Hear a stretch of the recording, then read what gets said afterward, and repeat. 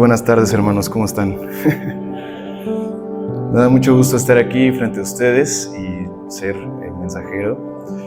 Fundamentalmente creo que es importante tener en cuenta que la persona que está acá siempre está compartiendo un mensaje y no es protagonista. El protagonista es el Señor Jesucristo y obviamente Dios habla a través de las personas que están aquí enfrente. El día de hoy tengo una temática, como ya compartió el pastor, quiero hacer una breve introducción. Yo soy Héctor Elí, he crecido en el cristianismo y actualmente trabajo en la industria musical. Soy periodista y tengo uno de los programas a entrevistas a músicos más populares de YouTube, que si ustedes han visto cómo se ha desarrollado el mundo, es la nueva televisión prácticamente, ¿no? Además, soy promotor de conciertos y festivales. ¿Por qué digo todo esto? Porque es un contexto, es un previo para compartirles que soy un joven cristiano en el mundo. Es decir, hay muchos estímulos, hay muchos placeres, hay mucho desgaste físico y mental, por lo cual quise con ustedes hablar sobre cómo he mantenido mi fe, qué he hecho cuando he caído, porque creo que hay que ser muy abiertos en la iglesia cada vez más. Todos caemos en algún momento, ¿no? No somos santos, de hecho por eso estamos aquí. Y cómo me he levantado, o más bien cómo Dios me ha hablado para compartirles a ustedes cómo creo que podemos levantarnos y finalmente pues cómo mantener una relación con Dios. Quiero abordar, y primero que nada yo sé que los hermanos que han estado en el mes de la juventud han puesto varios estímulos visuales en la pantalla, pero yo quiero hacerlo de la forma tradicional y platónica. Si ustedes recuerdan, Platón implementó este formato, ¿no? De sus alumnos con un profesor enfrente. Entonces quiero hacer énfasis en que hay que concentrarse en la voz, ¿no? En el mensaje y no tener estímulos visuales alrededor. Porque en este mundo y sobre todo en la actualidad, todo el tiempo estamos llenos de estímulos visuales. Así que me gustaría que se concentren en lo que vamos a ir repasando y sobre todo también en la lectura bíblica, que creo que es muy importante, es fundamental, es clave y es prioritaria para poder emitir un mensaje en la iglesia. Quiero abordar primero el concepto de qué es ser joven. ¿Qué significa la juventud? ¿Quién marca un antes y un después? ¿Quién te dice, bueno, a los 21 años dejas de ser joven, a los 30 o a los 40? En la antigüedad era el matrimonio, ¿verdad? O bueno, teníamos como el precepto incluso de que no existía la juventud tal cual, ¿no? En la modernidad, que si nosotros nos vamos a los conceptos que han traído los académicos, la modernidad es este periodo histórico que se caracteriza por estos cambios profundos que hemos tenido en la sociedad occidental, ¿no? Gracias a la tecnología, ¿no? Entonces, ¿la juventud qué es? Partamos de que actualmente Occidente, el marketing, se aprovecha de qué es ser joven para, digamos, vendernos cosas, ¿no? O sea, ser joven antes eso no existía, era como, ok, ya tienes estos cambios físicos, cásate. Y entonces ahora va a haber una nueva vida. No existía ese concepto de juventud en la antigüedad. Pero ¿a qué se refiere la Biblia cuando aborda el concepto de juventud? David dice en los Salmos, no te acuerdes de los pecados de mi juventud, ¿no? En la Reina Valera se traduce como juventud, ni de mis transgresiones. Acuérdate de mí conforme a tu misericordia, por tu bondad, oh Señor.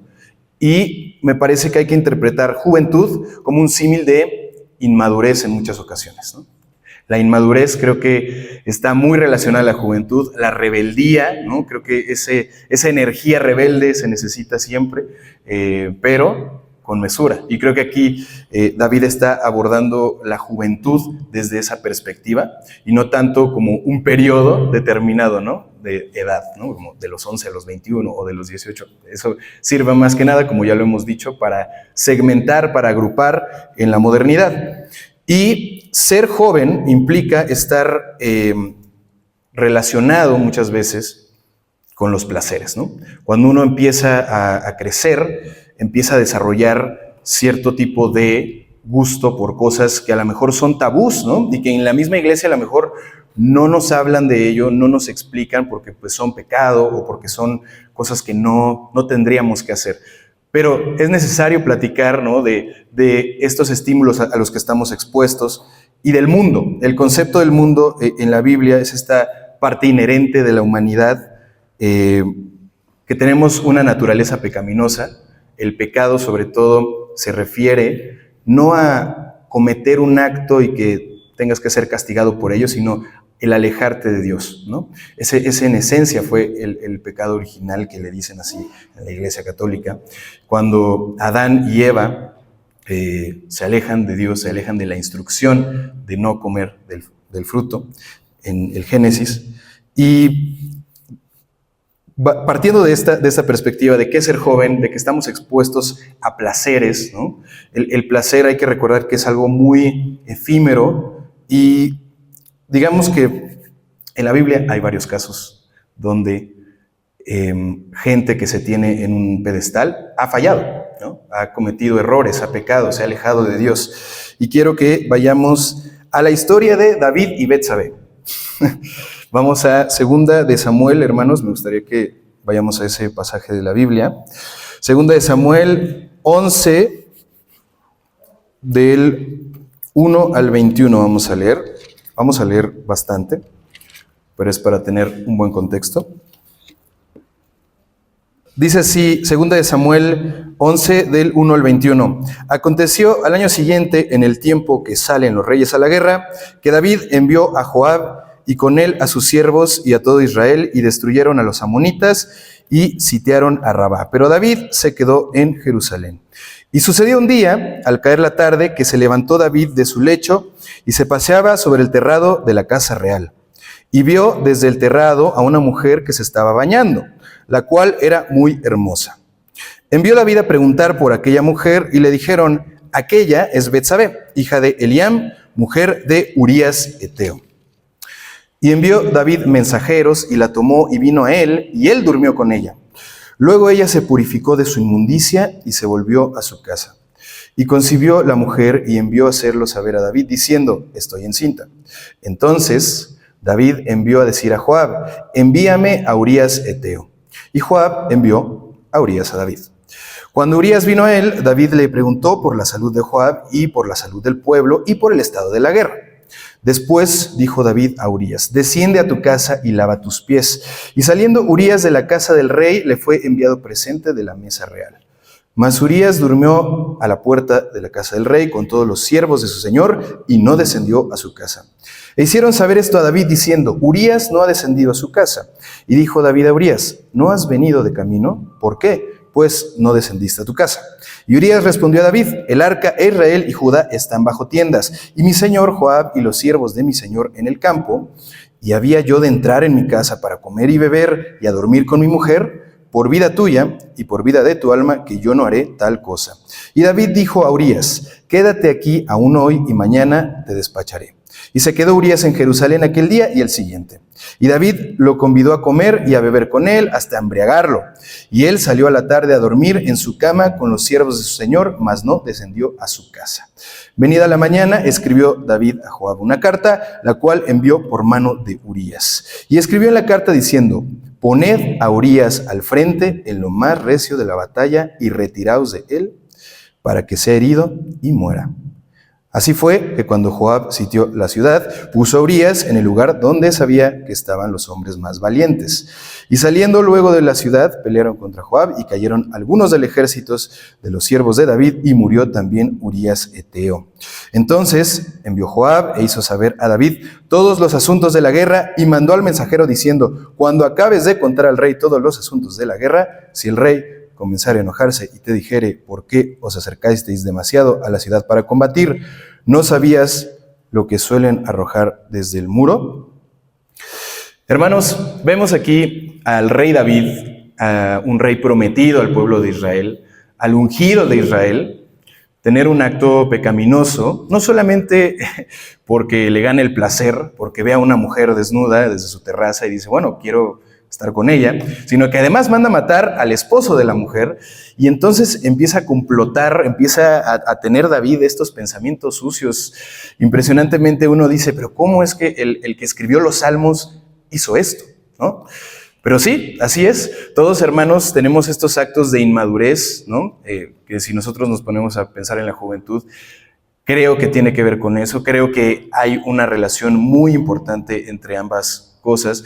Y el rey David, pues, comete este acto. Y vamos al Salmo 51, porque ahí es donde David se arrepiente. Y esto creo que es muy importante. Ser joven y ser inmaduro muchas veces implica cometer errores. Y creo que para Dios es muy importante que nosotros como hijos de Dios aceptemos y veamos esos errores.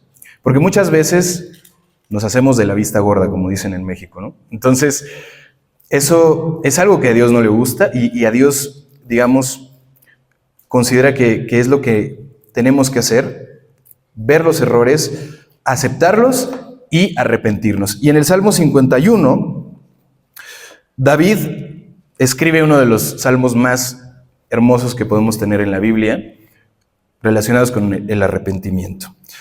Como ven aquí, el contexto de la Biblia nos dice, al músico principal, Salmo de David, cuando después que se llegó a Betsabé, vino a él Natán el profeta. Y dice David, ten piedad de mí, oh Dios, conforme a tu misericordia. Conforme a la multitud de tus piedades, borra mis rebeliones. Lávame más y más de mi maldad y límpiame de mi pecado. Porque yo reconozco mis rebeliones y mi pecado está siempre delante de mí. Si se fijan, es una aceptación muy fuerte. Lo hemos leído muchas veces este versículo, a veces como casualmente, pero en realidad aquí David está aceptándose, se está desnudando frente a Dios y está reconociendo su pecado y dice, contra ti solo he pecado y he hecho lo malo delante de tus ojos para que sea reconocido justo en tu palabra y tenido por puro en tu juicio. He aquí, en maldad he sido formado y en pecado me concibió mi madre. David lo que hace aquí también es reconocer esa naturaleza pecaminosa de la cual hablamos al principio, que somos seres humanos, que los seres humanos estamos en el mundo, ¿no? Y muchas veces caemos o cedemos ante ciertas cosas que sobre todo, recordemos, Dios no nos prohíbe nada, sino nos dice que no nos conviene hacer ciertas cosas. Entonces, David aquí se reconoce como una persona pecaminosa frente a Dios, se arrepiente y menciona, he aquí tú amas la verdad en lo íntimo y en lo secreto me has hecho comprender sabiduría. Purifícame con hisopo y seré limpio. Esto también creo que es importante. También como hijos de Dios, creo que es importante tener la gratitud, agradecer a Dios, arrepentirse con Dios, pero también pedirle, ¿no? Pedirle que nos limpie, que nos purifique. Y dice, lávame y seré más blanco que la nieve, hazme oír gozo y alegría. Y se recrearán los huesos que has abatido, esconde tu rostro de mis pecados y borra todas mis maldades. Y va un versículo que le gusta mucho a la iglesia, que es, crea en mí, oh Dios, un corazón limpio y renueva un espíritu recto dentro de mí. No me eches delante de ti y no quites de mí tu santo espíritu. Vuélveme el gozo de tu salvación y espíritu noble me sustente. Hermanos, aquí vemos a una figura como David, que puede ser cualquiera de nosotros estando en el mundo, arrepentirse de algo bastante grave. De hecho, a David le costó mucho. No voy aquí a leer todo Segundo de Samuel y toda la historia de David, pero las consecuencias que tuvo David por ese acto fueron muy graves, a través de sus hijos, o sea, digamos, no fue cualquier cosa, ¿no? Entonces, hay que ser muy reflexivos a la hora de estar en el mundo, a la hora de tomar una decisión, ¿no? En una fiesta, porque sé que pues como jóvenes nos gusta ir a fiestas, o como en la escuela, o en el recreo, desde cosas tan básicas, tan simples, hasta cosas más complejas como yo les compartí al inicio, estar en un concierto, en un camerino de un artista, con cosas que aquí no podría contar. Pero estando en el mundo es algo difícil, es algo complicado. Si uno también no está desarrollado y teniendo una relación con Dios, ceder ante esos placeres y ante todo lo que el mundo ofrece. Pero así como David, si uno comete un error, tenemos la posibilidad, y eso es lo que quiero mencionar con esto, tenemos la posibilidad de tener ese perdón de parte de Dios y tenemos las herramientas, tenemos la historia de David, cómo hizo David para arrepentirse y cómo es que Dios lo escuchó a través del Salmo 51.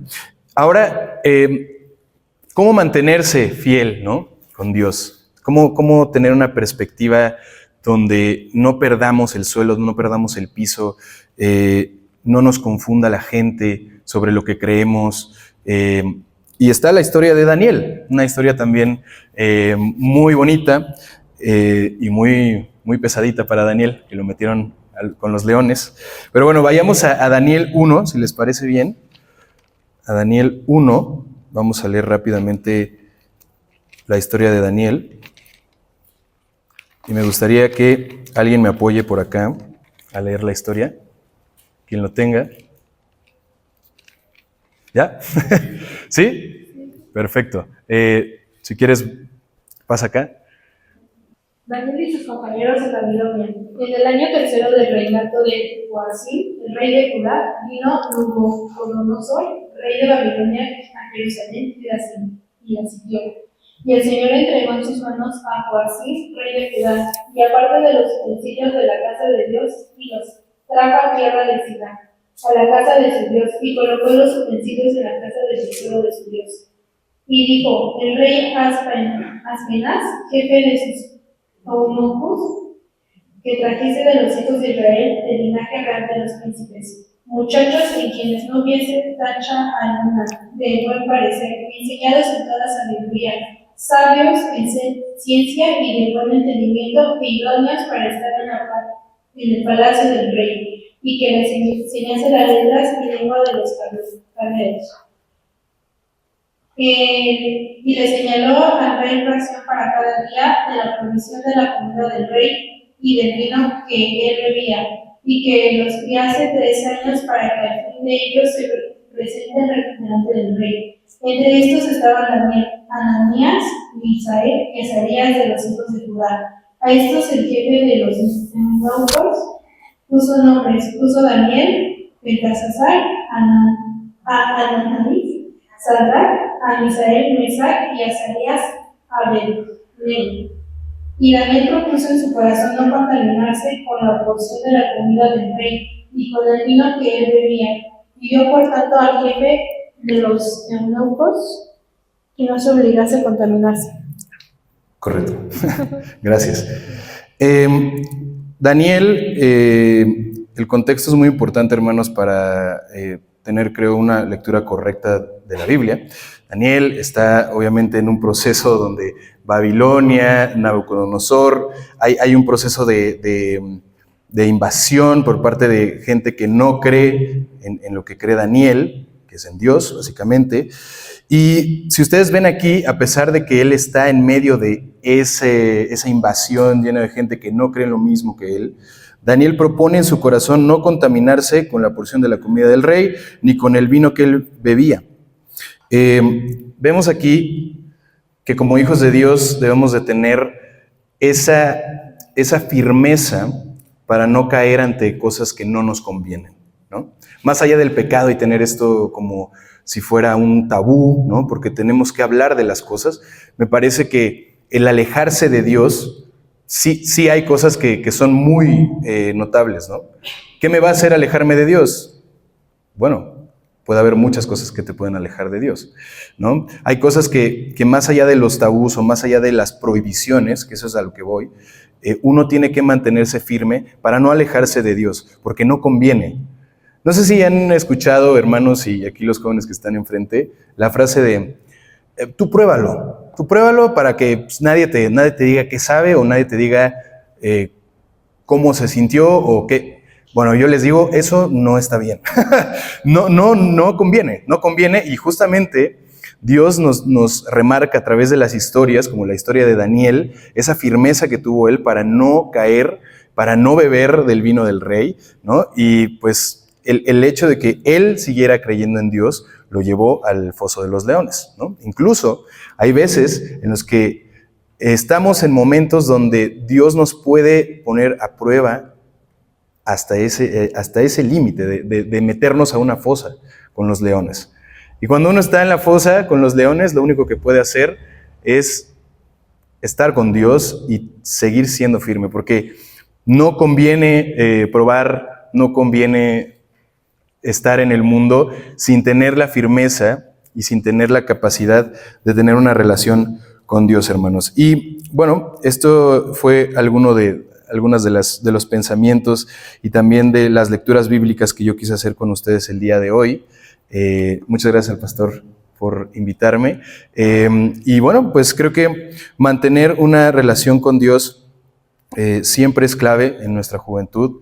Una vez más, no nos ponen fechas límite de los 18 a los 21 hasta que nos casemos. Incluso se dice por ahí que la juventud es eterna, que en realidad no importa la edad, podemos seguir siendo jóvenes, ¿cierto? Y sí, pero los errores cuestan, ¿no? Como a David, que leímos cómo se arrepintió. O sea, para que se arrepintiera de esa manera en el Salmo 51 tuvo que haber sentido no solamente culpa, sino que pasaron muchas cosas gracias a lo que él cometió. Y creo que para mantenerse firme, y también una de las cosas que nos hacen crecer como hijos de Dios y ser jóvenes firmes, es el no victimizarse. Muchas veces como jóvenes nos victimizamos por nuestras situaciones o momentos, o no me hizo caso una chica, se murió mi papá. No sé, podemos tomar muchos ejemplos de las historias de vida que cada uno tenemos aquí, que todas son válidas, ¿no? Pero victimizarse no es la opción, ¿no? Daniel se pudo haber victimizado y decir, Dios, es que pues ya, o sea, ya nadie cree en Dios en esta región y yo pues voy a dejar de creer en ti porque pues es que aquí ya no cree nadie. No, esa no es tampoco la respuesta, ¿no? La historia de Daniel nos enseña que tenemos que ver así sin ver a los lados, ver nuestra propia historia junto a Dios y también compartirla con nosotros. Creo que es importante también entre la iglesia compartirnos qué estamos viviendo, por qué pueden orar por nosotros. Eso creo que es importante también. Y bueno, pues este es un poco del mensaje, pastor. Muchas gracias, hermanos. Les pido hacer una oración conmigo, si me lo permiten. Muchas gracias. Señor y Padre nuestro, te agradezco el día de hoy estar aquí y compartir un poco de tu palabra con los hermanos de la Iglesia Roca Eterna. Gracias, Señor, porque nos permites estar aquí reunidos, escuchando tu palabra, tu mensaje y alabándote también, Señor. Protégenos y cúbrenos de todo mal, no nos dejes caer en tentación, no importa la edad que tengamos, cuídanos, Señor, frente a los males que están allá afuera en el mundo. Gracias porque tú nos bendices, porque nos das el pan diario de cada día. Gracias por tu amor, por tu misericordia y porque tú también nos das nuevas oportunidades a pesar de que fallemos en el camino, Señor. Gracias, Señor, por tu misericordia, tu bondad y porque tenemos una comunidad que creemos en ti, que estamos reunidos por ti y que estamos gracias a ti, Señor. En tu nombre, Jesús y Padre nuestro. Amén.